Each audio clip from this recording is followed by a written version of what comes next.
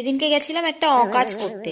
সেদিন গেছিলাম এক পার্লারে, কারণ 1 বছরের মধ্যে তো কোনো চুল কাটা হয়নি, তাই ভাবলাম একটু চুল কেটে আসি। 1 বছরের ভিতর চুলগুলো দেখো কত বড় হয়ে গেছে, আর অনেক ড্যামেজও হয়ে গেছে। ভাবলাম একটু কেটে আসি। তারপরে গিয়ে যেটা হলো, মোর অবধি চুল, কাঁধ অবধি করে বাড়ি চলে আসলো। যে দিদি চুলগুলো কাটছিল সেও অবাক হয়ে গেছিল, আর আমাকে বলছিল যে এত বড় বড় চুল তুমি কেটে ফেলবে।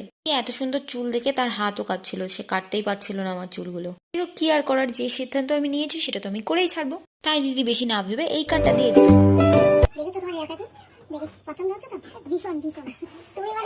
তারপরে আমার কাছ থেকে রিভিউ চাইলো যে আমার হেয়ার কাটটা কেমন লেগেছে। আমি তো বলেই দিলাম যে আমার খুবই ভালো লেগেছে। তারপর আমার কাটা পড়ে থাকা চুলগুলোকে নিয়ে একটু ঘাটাঘাটি করছিলাম। যতই হোক মনে তো দুঃখ লাগবে, কারণ 1 বছর ধরে পুষে বড় করে চুলগুলোকে আজকে বলে দিয়ে দিলাম। তারপর একটা রেস্টুরেন্টে গিয়ে একটু মোমোটো খেয়ে বাড়ি চলে আসলাম। সুন্দর চুল ছিল, আরে মনে হচ্ছে সারা রাক্ষসীর মতো। তোমরা তো দেখেই নিলে আমার শাশুড়ির রিয়াকশন। এবার তোমরা জানাও আমার হেয়ার কাটটা কেমন।